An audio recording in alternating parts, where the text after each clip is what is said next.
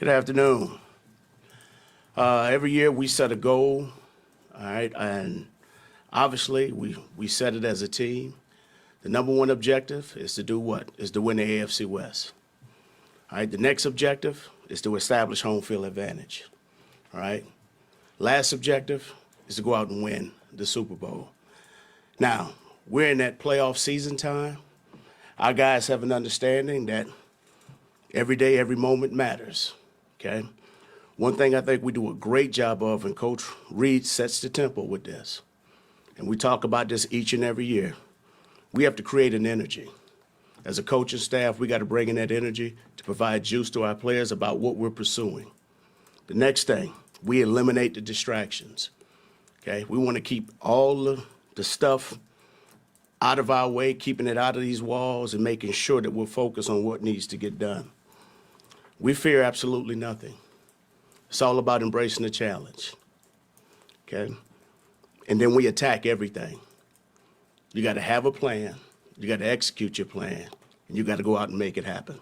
With that said, I'm all ears. I wonder if you could take us back to when you guys played Jacksonville earlier this year. Kind of maybe a low point for them after they left here. They had their bye week. They got really hot after that. When you're looking at them on tape this last month or so, how do they look different than what you saw that day? You know, I don't think they look any different. I'll say this. We knew going into that game that they were a very talented team. I got a lot of good friends on that staff, and they do a great job. The thing that I'm seeing now is that those guys, they're embracing the process, right? They're starting to trust exactly what their coaches have provided for them. That's a very talented team. Those guys, they play hard, they play fast, they play physical, they're aggressive, and then on top of that, they have belief in what they're doing.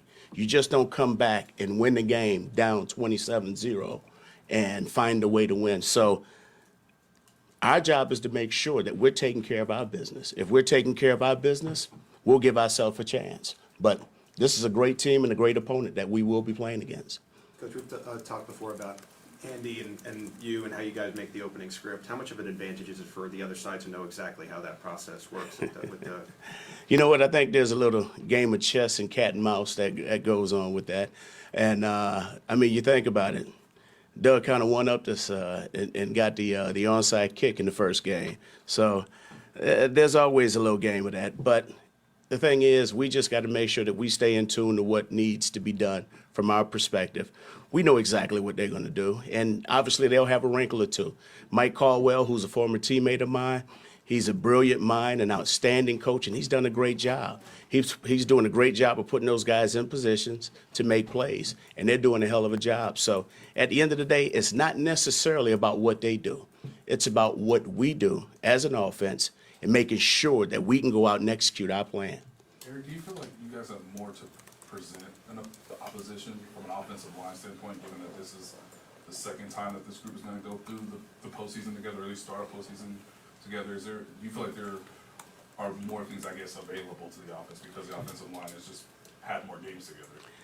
You know what? That's kind of a tricky question. I'll say this. We always want to do what our guys can do. Our offensive line, in my opinion, they played a damn good game against the Raiders. They're doing an outstanding job, but I don't want to take away any success that defensive line has earned. Last week, I thought those guys, in my opinion, they won that game. You know, that defensive front took over, and they did an outstanding job in the second half of that football game. Obviously, I thought they did a heck of a job in the first half, but they did an outstanding job in the second half. Our guys just got to go out there and be who they are. We got to remain poised. We got to play it one play at a time and do what we're expected to do. So we don't need to change anything. We just need to go out there and be ourselves and have fun doing it. There's so much of a discussion here about getting the quarterback in rhythm as quickly as you can in a game. Obviously, one of this magnitude, but obviously, Pat's been through this before. But you have guys like Kadarius, Isaiah, MVS, Juju. They haven't obviously played in the postseason game in this offense. Has there been a discussion this week about trying to get those other guys in rhythm as quickly as you can, considering obviously how talented your quarterback is? There's always a discussion about getting those guys going and getting them all in rhythm. But the thing is also, too, we have great leadership. And obviously it starts at the top with our head man. But on top of that, we got some players who have been there and done that. So, yes, we do want to get Pat in rhythm. But one thing, Pat will tell you, he wants to get the O-line in rhythm. Trav will tell you, hell, he wants to get those younger guys in rhythm. So we're relying upon our leadership and getting those guys basically to go out there and relax, remain poised under pressure, and let's just go out there and be ourselves, play hard, be accountable to one another by playing hard and going out and just being who we are as a team. Is that the alert? Oh, that's an Amber Alert. Remember, there's 2005 accurate. You got the other one accurate. Coach, McCole looks like he's probably maybe not going to be available again. I guess the coach said he had like a setback a little bit, going to come back.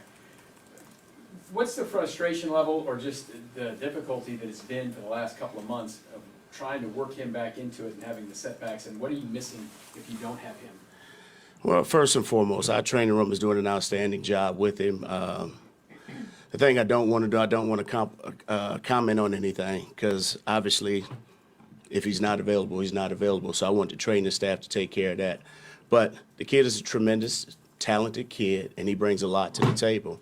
But just like we do with all of our other players, it's our job as coaches to make sure that we're getting the other guys ready to step up and play big in those particular roles.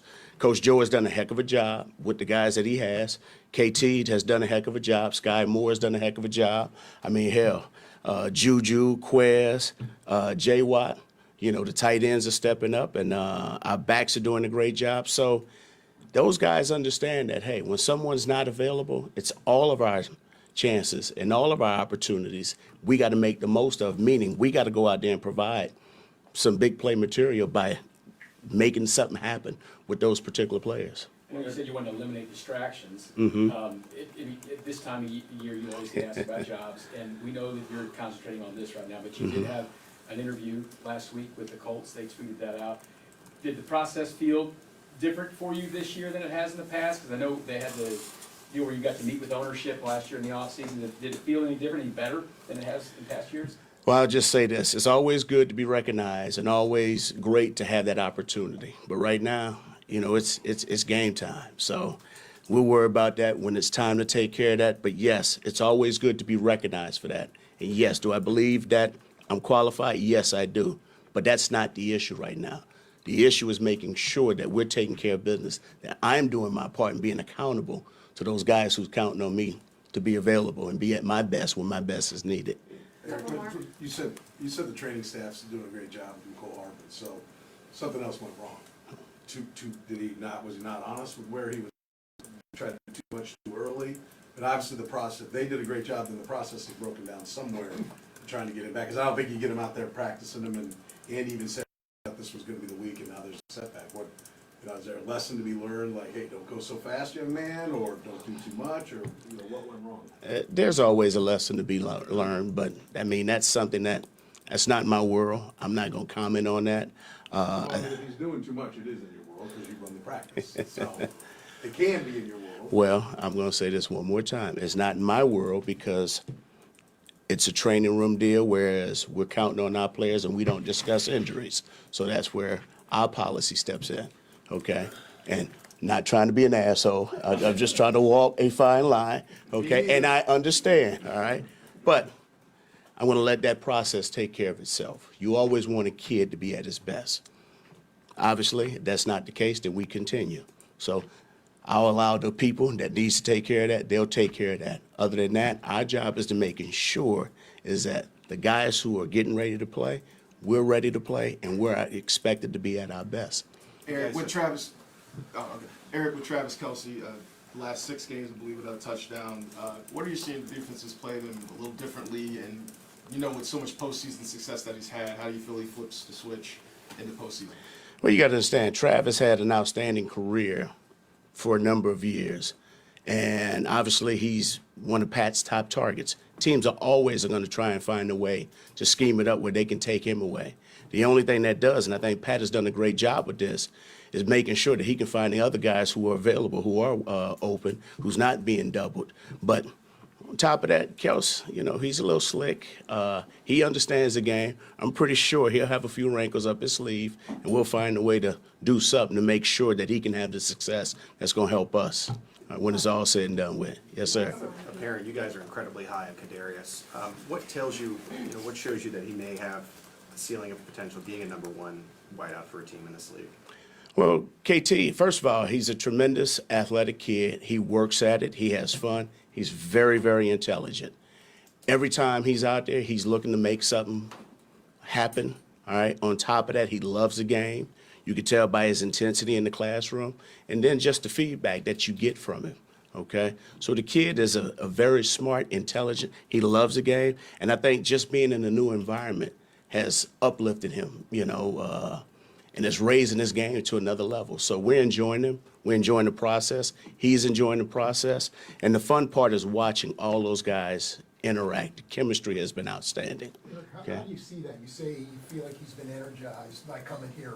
What leads you to say that? Well, he's smiling. He's happy. He's enthused. You see it. Just his body language, stepping into the building every single day. And that's what we talk about, creating that energy, All right. Thank you, guys. Thank you, Eric.